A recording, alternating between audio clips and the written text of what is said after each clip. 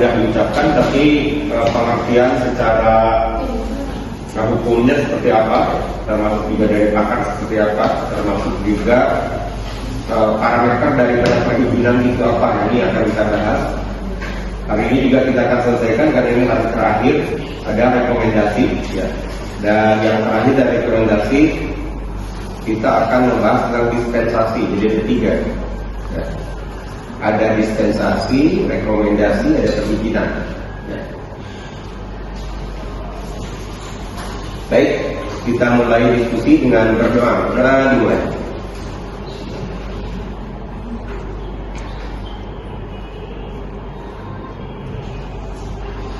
Baik, terima kasih. Kita bicara di awal tentang perizinan dulu ya. Perizinan di dalam teori pengantar perizinan adalah persetujuan atau pemberian legalitas. Jadi bentuknya adalah persetujuan atau pemberian legalitas. Itu ada izin. Ya, sekali lagi, izin itu adalah bentuknya pertama persetujuan, yang kedua adalah pemberian legalitas. Contoh persetujuan. Ketika Anda tidak masuk kuliah, maka Anda biasanya membuat surat izin. Disampaikan kepada siapa? Kepada dosen. Maka dosen memberikan persetujuan. Ini yang pertama. Ya. Atau siswa tidak masuk sekolah. Ketika menyampaikan surat kepada guru, maka guru memberikan persetujuan. Itu yang pertama. Yang kedua, pemberian legalitas. Contoh, perusahaan swasta menyampaikan permohonan untuk mengelola HPH misalnya, hak pengelolaan hutan ya. Maka dibuatlah perizinan ya. Maka izin itu adalah memberikan legalitas kepada pengusaha untuk mengelola hutan. Itu adalah contoh perizinan kaitannya dengan pemberian legalitas. Jadi ada 2 kategori. Ada perizinan dalam perspektif perorangan, maka persetujuan. Kemudian kalau perizinan dalam perspektif perusahaan, maka ada pemberian legalitas. Gitu ya, ada 2 ya. Itu adalah bicara dalam perspektif persetujuan ataupun legalitas. Ya. Perizinan atau persetujuan atau pemberian legalitas dan pejabat atau badan pemerintahan. Subjek hukumnya 2. Pertama adalah pejabat atau ya badan pemerintahan. Sekarang kita bicara dengan dan atau. Dan itu apa dalam bahasa hukumnya? Dan itu adalah kumulatif. Dua-duanya sepaket. Dan jadi katakan atau itu adalah alternatif. Contoh, dihukum dengan hukuman badan dan denda. Berarti harus dua-duanya, hukuman badan plus denda. Ya, kalau dihukum dengan hukuman badan atau denda, maka salah satu karena alternatif. Bisa hukuman badan atau bisa denda. Nah, dalam bahasa hukum ada juga dan atau. Maka itu dikatakan sebagai alternatif kumulatif. Bisa satu atau bisa dua-duanya. Ya. Nah, dalam perspektif ini maka bahasa yang dipakai adalah atau. Berarti salah satu. Bisa persetujuan, bisa pemberian legalitas. Kalau persetujuan kaitannya dengan personal. Tadi mahasiswa dia tidak masuk kuliah, bikin surat izin kepada siapa? Kepada dosen. Dosen mengizinkan, berarti adalah memberikan persetujuan. Dosen memberikan persetujuan atas izin tersebut. Gitu. Nah, kalau bagaimana pemeriksaan legalitas? Misalnya pengusaha minta izin eksplorasi tentang tambang galian C, ya, maka itu ada pemberian izin legalitas. Seseorang boleh nambang galian C berdasarkan izin legalitas. Ya. Dari siapa? Pertama, subjeknya ada dua, pejabat atau badan pemerintahan. Pejabatnya contoh siapa? Dr. Wahyu, itu pejabatnya. Kemudian badan pemerintahan siapa? Badan pemerintahannya apa? Bupati Cianjur. Jadi subjek hukumnya ada dua. Pertama pejabatnya, atau salah satu bisa badan hukum atau badan pemerintahannya. Bisa Dr. Wahyunya atau bisa bupatinya. Gitu ya, itu subjek hukumnya. Ada dua. Kepada siapa? Subjek hukum penerimanya adalah yang pertama adalah seseorang, ya, atau dalam konteks perdata dikatakan apa? Person, ya, atau badan hukum, ya, PTCP, atau orang mengatakan apa? Natur person, gitu, ya. Jadi ada dua. Subjek hukumnya ada dua. Subjek hukum pemberi izin ada pejabat atau badan pemerintahan. Subjek hukum penerima izin ada seseorang atau badan hukum. Jadi dua-dua, ya, dan izin itu. Kemudian kegiatannya apa? Untuk melaksanakan suatu kegiatan tertentu nanti,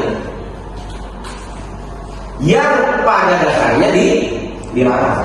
Contoh, kalian tidak masuk kuliah ini dilarang tidak? Dilarang, karena mahasiswa dulu harus kuliah. Tiba-tiba ke kuliah, berarti ke kuliah sesuatu ya dilarang. Gitu. Yang kedua, izin penerbitan misalnya HPH, hak pengelolaan hutan. Hutan itu kira-kira bisa tidak eksploitasi, diambil emasnya, kemudian dibabat kayunya, bisa nggak kira-kira dalam undang-undang lingkungan hidup? Tidak bisa. Di dalam undang-undang lingkungan hidup maka harus ada keseimbangan ekologi. Makanya hutan itu tidak boleh ditebang, tidak boleh dieksploitasi. Ya, pertanyaannya, hari ini di Gunung Rosaru saja ada 25, ya, perusahaan yang melakukan penambangan dan eksplorasi, penambangan dan eksplorasi di sana. Ya, akibatnya ketika tidak ada keseimbangan ekologi, apa yang terjadi? Maka Aceh banjir dan longsor. Ya, Medan banjir dan longsor. Itu akibat gunung tidak ada kestabilan ekologi. Ya, ekosistemnya otomatis. Ya, misalnya katakanlah orang hutan sekarang kan ke perkampungan. Ya, itu akibat dari ketidakseimbangan ekosistem. Kalau yang saya bicarakan adalah ekologi. Ya, kalau ekosistem itu di bawah ekologi dulu baru ekosistem. Jadi itu adalah sesuatu yang dilarang. Ya, jadi izin itu diberikan karena sesuatu yang dilarang. Contoh tadi, Anda dilarang tidak masuk kuliah, tapi Anda ada kekuliahan keluarga, maka Anda memberikan izin. Nah, itu adalah contoh itu. Perusahaan dilarang untuk membuka hutan, gitu. Tiba-tiba ada perusahaan yang akan melakukan eksploitasi tambang, otomatis diberikan izin. Jadi melegalkan sesuatu yang dilarang. Maka akibat daripada pemberian izin itu, maka lahirlah hutan gundul, kemudian terjadi hujan, maka terjadi yang namanya banjir dan longsor. Contoh Aceh, Sumatera yang sekarang. Itu akibat tidak adanya keseimbangan ekologis karena diberikan izin untuk mengeksplorasi hutan dan membabat hutan. Karena ada dua kategori, ya, membabat hutan untuk kepentingan penanaman sawit, ya, dibikin sawit karena buah dulu, ya. Yang kedua membawa hutan karena eksplorasi, penambangan. Itu objek regulasinya adalah perizinan, ya. Nah, sesuatu yang dilarang kecuali telah mendapatkan izin. Nah, izin itu adalah pengecualian, ya. Anda misalnya gini, kalau untuk UAS itu kan harus bayar uang UAS dan uang SPP lunas. Oke? Tiba-tiba Anda minta izin. Karena apa? Karena uang SPP baru setengahnya. Ya. Berarti apa yang Anda lakukan ini sesuatu yang dikecualikan. Tidak semua mahasiswa begitu. Kalau begitu, Fakultas Hukum bangkrut. Paling hanya 10% seperti itu. Itu yang dikatakan dikecualikan. Boleh ikut UAS, tapi setelah mendapatkan izin. Gitu. Itu ada kaitannya dengan logika perizinan. Karena bagaimana pasal 1 pasal 1 angka 30 Undang-Undang 30 tahun 2014 tentang komisi pemerintahan, maka perizinan adalah keputusan pejabat pemerintah. Nah, ini subjek hukumnya adalah pejabat pemerintahan yang bertindak, yang membentuk persetujuan.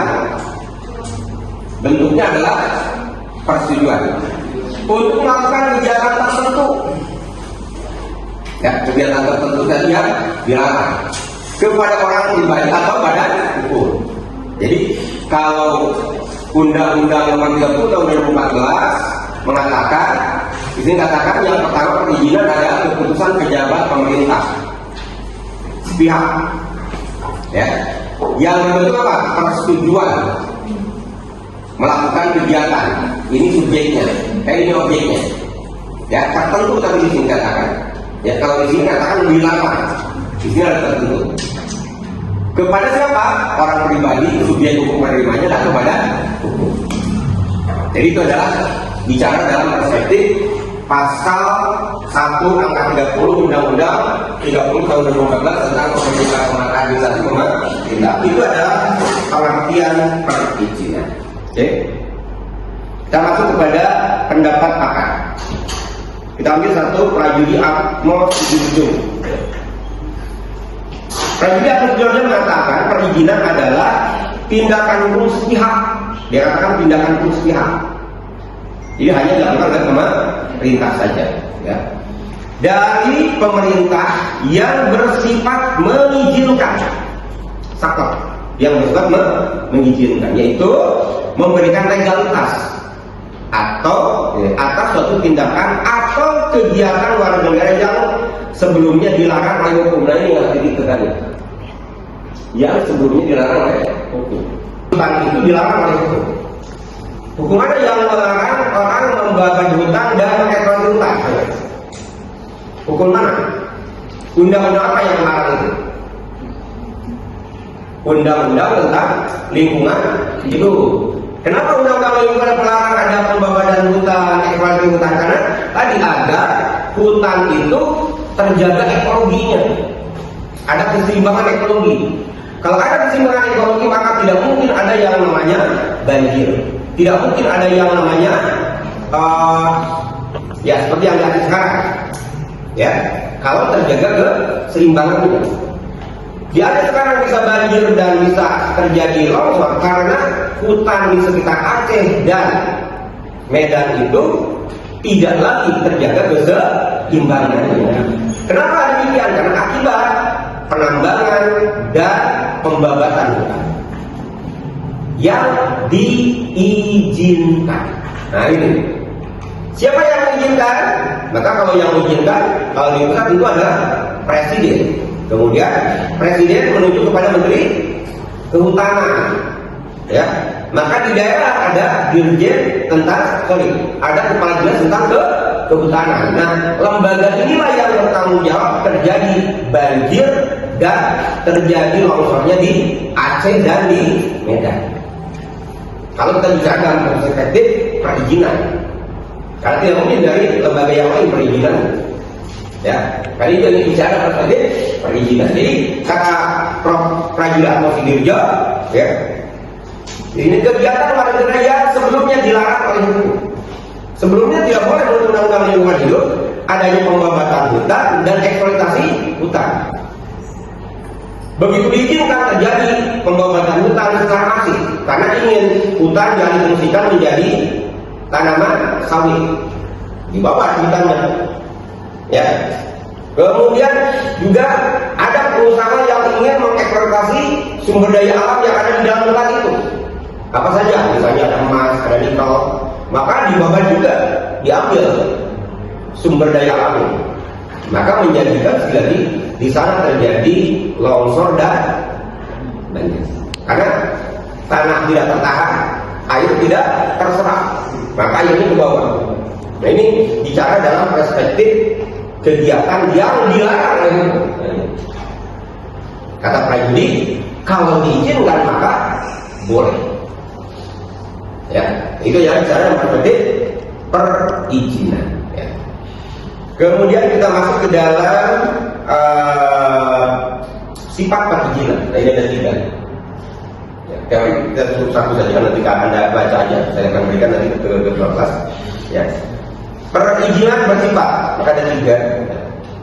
Yang pertama adalah individual dan konkret. Kenapa di dalam perizinan ini ada individual dan konkret sifatnya? Karena yang diminta pertanggungjawaban dalam konteks perizinan adalah individual. Contoh, ada 25 perusahaan yang sekarang diproses dicabut izinnya oleh Kementerian Kehutanan. Maka siapa yang akan dipanggil ketika terjadi pelanggaran hukum? Maka individual. Siapa? Direktur dari perusahaan yang beroperasi di gunung yang mengakibatkan banjir di Aceh dan di Medan. Karena ini dikatakan individu, bukan perusahaan, supaya tadi bisa dijerat oleh hukum. Kemudian yang kedua, perizinan bersifat adalah bersumber dari kewenangan atribusi delegasi. Ya, kalian, kalau atribusi itu adalah kewenangan yang bersumber dari Undang-Undang 45. Siapa kalau kita bicara dalam konteks kasus Aceh dan Medan? Maka kewenangan atribusinya mulai dari presiden.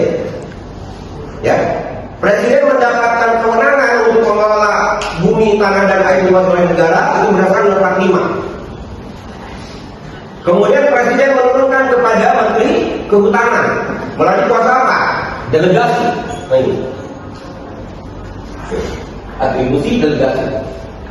Ya, dari atasan kepada bawah, dari presiden kepada Menteri Kehutanan, dari Menteri Kehutanan delegasi lagi kepada Dirjen pengelolaan hutan. Oke. Dari Dirjen pengelolaan hutan didelegasikan lagi kepada Kepala Dinas Kehutanan. Ya, provinsi, kabupaten, dan kota. Ini adalah 2 kewenangan, atribusi dan delegasi. Jadi kalau Anda bertanya siapa yang bertanggung jawab di kasus Aceh dan Medan ini adalah dari presiden, Menteri Kehutanan, kemudian Dirjen pengelolaan hutan, kemudian adalah Kepala Dinas Kehutanan tingkat provinsi, Kepala Dinas tingkat kabupaten. Nah, semua berkaitan dengan itu. Itu yang dikatakan sebagai pertanggungjawaban. Dan itu semua sekali lagi didasari oleh kewenangan atribusi dan delegasi. Oke. Kemudian yang ketiga, sifat perizinan adalah dapat menjadi objek sengketa jika merugikan. Ya, kenapa? Karena perizinan ini bentuknya adalah keputusan tata usaha negara. Jadi kalau merugikan berarti pasti ke peradilan tata usaha negara. Jadi itu adalah 3 sifat perizinan.